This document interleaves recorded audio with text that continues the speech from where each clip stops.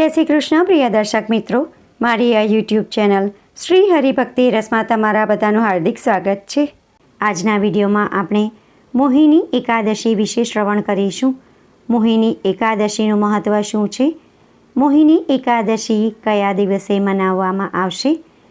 શુભ મુહૂર્ત કયું છે? આ દિવસે શું કરવું જોઈએ, શું ન કરવું જોઈએ તથા પૂજા વિધિ શું છે એ બધું જ આપણે આજના વિડીયોમાં શ્રવણ કરીશું. તો વિડીયો અંત સુધી શ્રવણ કરતા રહેજો. સનાતન ધર્મમાં પ્રત્યેક એકાદશીનું ધાર્મિક અને પૌરાણિક મહત્ત્વ છે. એકાદશી તિથિ વર્ષમાં 24 વખત આવે છે અને મહિનામાં 2 વખત આવે છે. આ તિથિને લઈને માન્યતા છે કે આ દિવસે એટલે કે એકાદશીને દિવસે વિધિ વિધાનથી ભગવાન શ્રી વિષ્ણુ તથા માતા લક્ષ્મીની ઉપાસના કરવામાં આવે તો જીવનમાં સકારાત્મક ઉર્જાનો સંચાર થાય છે.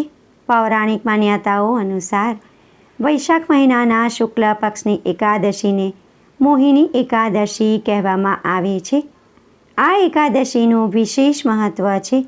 શાસ્ત્રો અનુસાર મોહિની એકાદશીનું વ્રત કરવાથી વ્યક્તિને જન્મ જન્માંતરના પાપોમાંથી મુક્તિ મળે છે.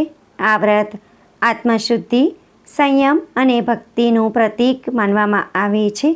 મોહિની એકાદશીનું પુણ્ય ફળ એટલું મહાન છે કે આ વ્રત અશ્વમેઘ યજ્ઞથી પણ અધિક ફળદાયી માનવામાં આવે છે. આ એકાદશીનું નામ મોહિની એકાદશી એટલા માટે પાડવામાં આવ્યું છે કેમ કે જ્યારે સમુદ્ર મંથન થયું હતું ત્યારે તેમાંથી અમૃત કળશ નીકળ્યો હતો. અમૃત કળશને રાક્ષસો લઈને ભાગી ગયા હતા. ત્યારબાદ ભગવાન શ્રી વિષ્ણુએ અમૃત કળશને બચાવવા માટે મોહિની રૂપ ધારણ કર્યું હતું. તેમણે મોહિની રૂપ ધારણ કરીને દેવતાઓને અમૃત પ્રદાન કર્યું હતું. મોહિની રૂપમાં ભગવાન શ્રી વિષ્ણુએ મોહ અને માયા પર વિજય પ્રાપ્ત કરાવ્યો હતો. એટલે આ વ્રત આપણને મોહ માયાથી દૂર રાખીને આત્માની શુદ્ધિ તરફ લઈ જાય છે. આ દિવસે વ્રત રાખવાથી ઘરમાં સુખ, સમૃદ્ધિ, વૈભવ, સૌભાગ્ય અને ધનમાં વૃદ્ધિ થાય છે. જે ઘરોમાં મોહિની એકાદશીનું વ્રત અને પૂજન શ્રદ્ધાપૂર્વક કરવામાં આવે છે ત્યાં નકારાત્મકતા દૂર થાય છે અને સકારાત્મક ઉર્જા બની રહે છે.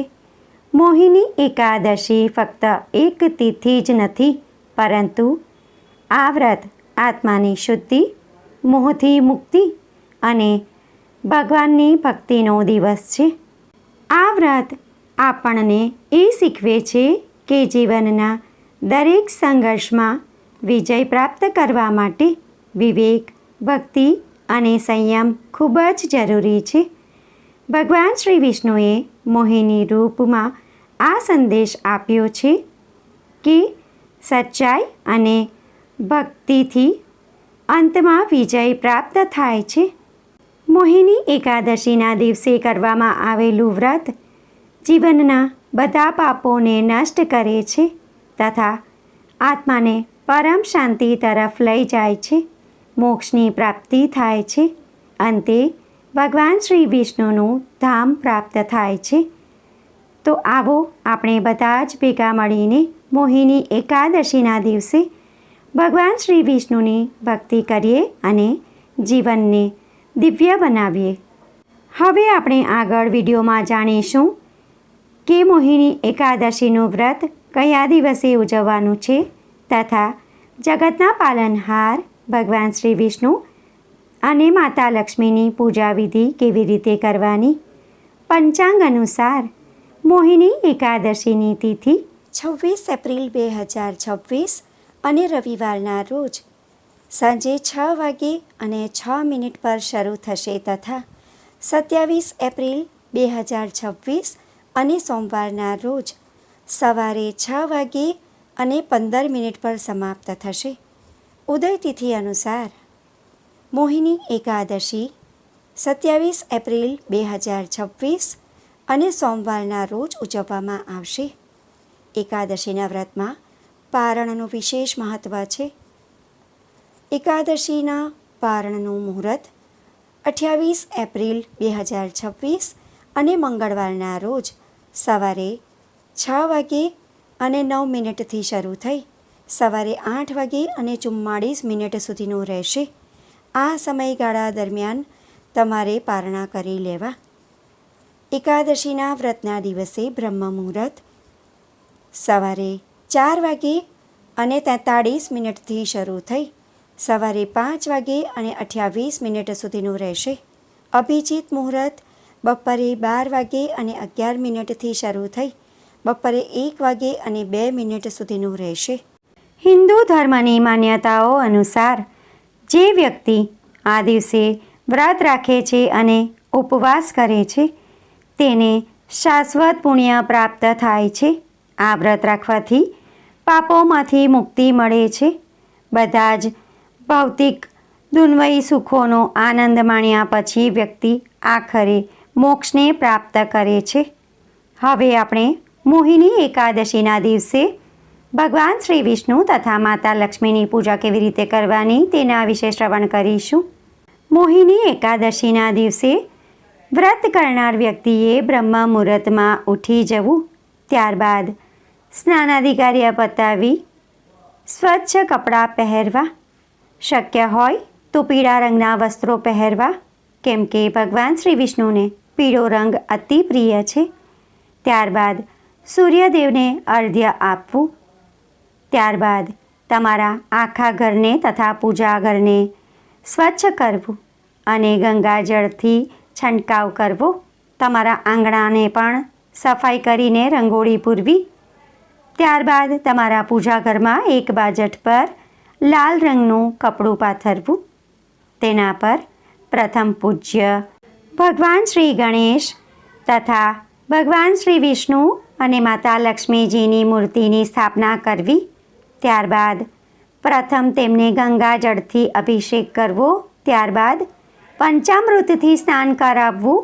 ત્યારબાદ ફરીથી શુદ્ધ જળથી સ્નાન કરાવવું. ત્યારબાદ તેમને વસ્ત્રો અર્પણ કરવા. ભગવાન શ્રી ગણેશને ચંદનનું તિલક કરવું. ભગવાન શ્રી વિષ્ણુને પીળા રંગના ચંદનથી તિલક કરવું. માતા લક્ષ્મીને કંકુથી તિલક કરવું. ત્યારબાદ બધા દેવી દેવતાઓને અક્ષત, અબીર, ગુલાલ અને ફૂલો અર્પણ કરવા. ભગવાન શ્રી ગણેશને લાલ રંગનું જાસૂદનું ફૂલ અર્પણ કરવું.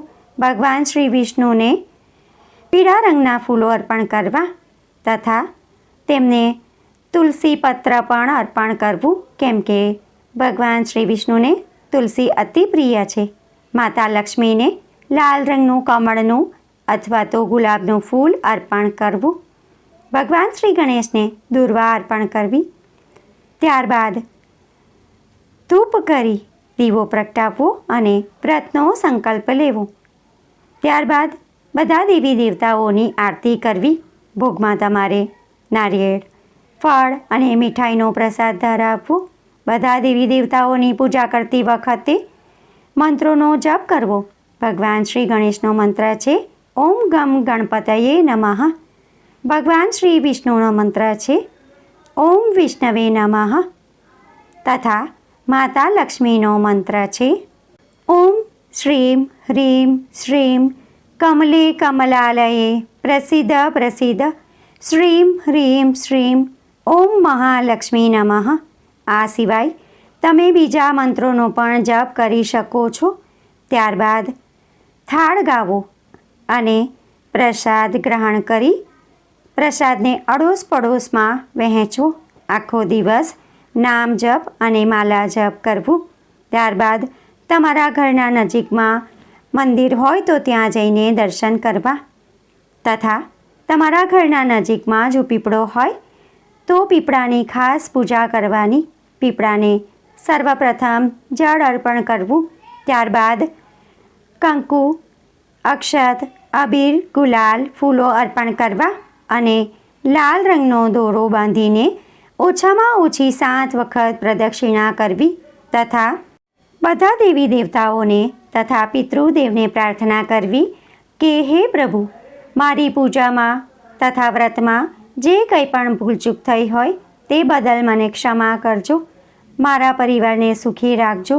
અમારા ઘરમાં સુખ, સમૃદ્ધિ, સંપ અને ઐશ્વર્યની પ્રાપ્તિ થાય તથા માતા લક્ષ્મીનો હંમેશા માટે અમારા ઘરમાં નિવાસ થાય એવા આશીર્વાદ આપજો. આ રીતે પ્રાર્થના કરવી તથા આ દિવસે એટલે કે એકાદશીના દિવસે માતા તુલસીની પૂજા કરવાનું વિશેષ મહત્ત્વ છે. તેથી તમારે ખાસ માતા તુલસીની પણ પૂજા કરવાની. એકાદશીના દિવસે માતા તુલસીનો પણ ઉપવાસ હોય છે, તો તેમને જળ અર્પણ કરવું નહીં, પરંતુ તેમને કંકુ, અક્ષત, અબીર, ગુલાલ અને ફૂલો અર્પણ કરી ઘીનો દીવો પ્રગટાવી પૂજા કરવી તથા માતા તુલસીને પણ પ્રાર્થના કરવાની, તેમના મંત્રોનો જપ કરવાનો. ત્યારબાદ તમારે યથાશક્તિ ગરીબોને અન્નદાન, વસ્ત્રદાન તથા ધનનું દાન કરવું. એનાથી તમે અનેક ગણું પુણ્ય પ્રાપ્ત કરી શકો છો. તથા ગાયને પણ ઘાસચારો, રોટલી અને ગોળ ખાસ ખવડાવવું. તેનાથી પણ તમે અનેક ગણું પુણ્ય પ્રાપ્ત કરી શકો છો. આવું કરવાથી ભગવાન શ્રી વિષ્ણુ તથા માતા લક્ષ્મી ખૂબ જ પ્રસન્ન થાય છે અને આપણને સારા આશીર્વાદ આપે છે. અંતે ભગવાન વિષ્ણુના ધામની પ્રાપ્તિ થાય છે. આખો દિવસ ભગવાનનું નામ જપ કરવાનું, રાત્રે જાગરણ કરવાનું અને ભગવાનના ભજન કીર્તન કરવાના. ત્યારબાદ દ્વાદશીના દિવસે પારણ કરી વ્રતને પૂર્ણ કરવાનું. વ્રતમાં પારણનું ખૂબ જ મહત્ત્વ હોય છે, તો પારણ કર્યા બાદ જ વ્રત પૂર્ણ ગણાય છે. તથા તમારી પૂજા પતે ત્યારબાદ તમારે આ દિવસ નિમિત્તે જે કથા છે તે ખાસ શ્રવણ કરવાની, તો જ તેનું પૂર્ણ ફળ મળે છે. તો હવે પછીના વિડીયોમાં આપણે મોહિની એકાદશીની વ્રત કથા કઈ છે તેના વિશે શ્રવણ કરીશું. હવે આપણે જાણીશું કે આ વ્રતના દિવસે શું કરવું, શું ન કરવું. એકાદશીના વ્રતમાં ચોખાનું સેવન વર્જિત ગણાય છે, તો આ દિવસે ચોખાથી બનેલી કોઈ પણ વાનગી તમારે ગ્રહણ ન કરવી જોઈએ. આ દિવસે તામસિક ભોજન જેમ કે માંસ, મદિરા, ડુંગળી, લસણ વગેરેનું સેવન ન કરવું જોઈએ. ચણાનું પણ સેવન ન કરવું જોઈએ. આ દિવસે શક્ય હોય તો સિંધવ મીઠાવાળું ભોજન જ ગ્રહણ કરવું જોઈએ. અને વ્રત કરનાર વ્યક્તિએ ઉપવાસ થાય તો ઉપવાસ કરીને એક ટાણું ભોજન કરવું અને એક ટાણામાં તમારે સિંધવવાળું ભોજન ગ્રહણ કરવું જોઈએ. આ દિવસે કોઈનું ખરાબ ન કરવું જોઈએ, ક્રોધ ન કરવો તથા કોઈને અપશબ્દો, ખરાબ વચન ન બોલવા જોઈએ. કોઈનું ભૂલથી પણ અપમાન ન કરવું જોઈએ. શક્ય હોય તો આ દિવસે સાબુદાણાનું સેવન ખાસ કરવું જોઈએ. તો ભક્તો, આજના વિડીયોમાં આપણે મોહિની એકાદશીનું મહત્ત્વ શું છે, મોહિની એકાદશી ક્યારે મનાવવાની છે, મુહૂર્ત કયું છે તથા આ દિવસે પૂજા કેવી રીતે કરવાની, આ દિવસે શું કરવું, શું ન કરવું, તેના વિશે આપણે વિસ્તારથી જાણ્યું. ભક્તો, આજનો વિડીયો તમને પસંદ પડ્યો હોય અને ઉપયોગી લાગ્યો હોય તો વિડીયોને લાઈક કરી બીજા લોકો સુધી વિડીયોનો પ્રચાર કરજો, જેથી બીજા લોકો પણ શ્રવણ કરી શકે અને તે પુણ્યના પણ તમે ભાગીદાર થાવ. કોમેન્ટમાં જય વિષ્ણુ ભગવાન, જય લક્ષ્મી માતા જરૂરથી લખજો. ફરી મળીશું એક નવા વિડીયો સાથે. ત્યાં સુધી બધા ભક્તોને મારા જય શ્રી કૃષ્ણ. વિડીયો જોવા માટે ધન્યવાદ.